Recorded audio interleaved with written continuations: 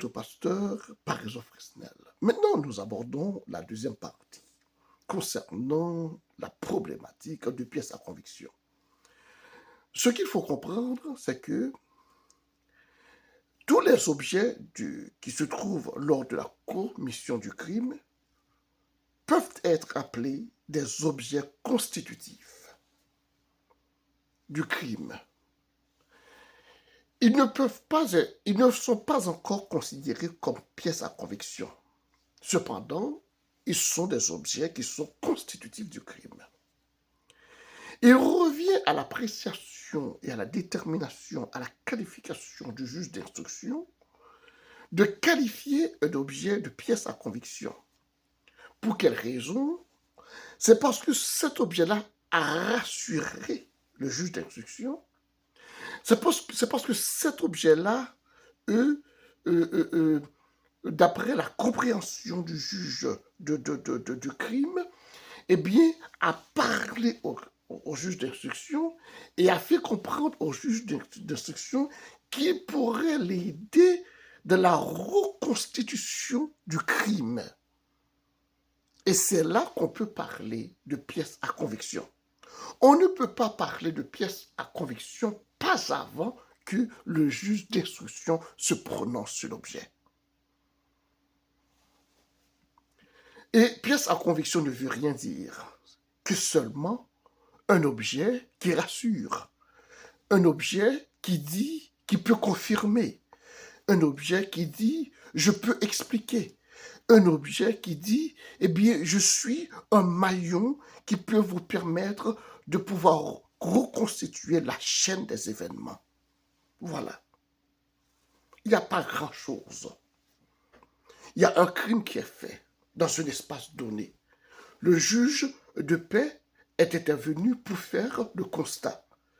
En faisant le constat, il relève tous les objets qui sont présents lors de ce constat et qui occupent une place géographique donnée. Il doit préciser l'espace géographique dans lequel il a trouvé l'objet. Eh bien, lorsque ces objets-là se trouvent entre ses mains, il va pouvoir le soumettre, disons, au juge d'instruction.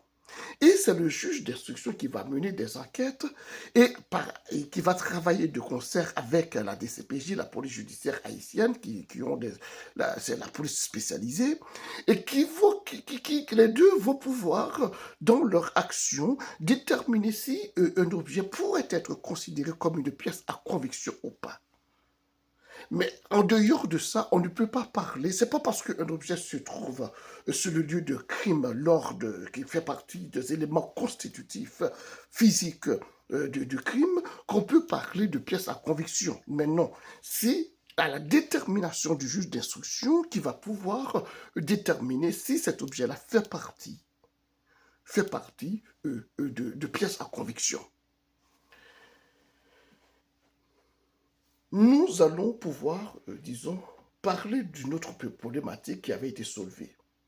La question, par exemple, qu'est-ce qui peut arriver si une personne prend, disons, un objet sur les lieux du crime?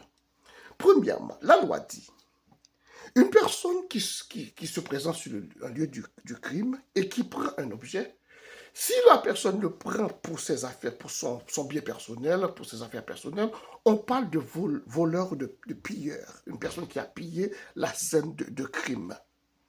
Là, on parle de voleur, de pilleur.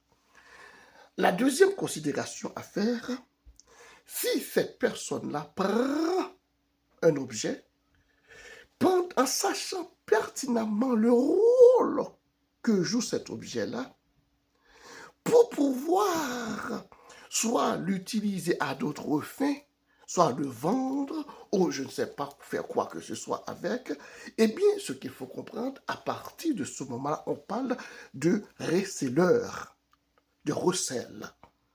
Parce que la personne a pris un objet sur un lieu de crime, il sait pertinemment c'est quoi le rôle de cet objet, il est conscient que cet objet-là fait partie de lieu de crime et il veut l'utiliser dans une perspective, soit de, je ne sais pas, il veut le vendre ou bien de faire quoi que ce soit avec, on parle de reseller. Et la troisième considération, c'est lorsque la personne prend l'objet et veut le substituer à ce qu'on ne trouve pas. Le criminel ou la personne qui a commis l'infraction, eh bien, on parle de complice. Ce sont ces trois considérations-là qu'il faut faire lorsqu'une personne a pris un objet sur un lieu de crime. Je vais vous demander de suivre la troisième partie de la vidéo.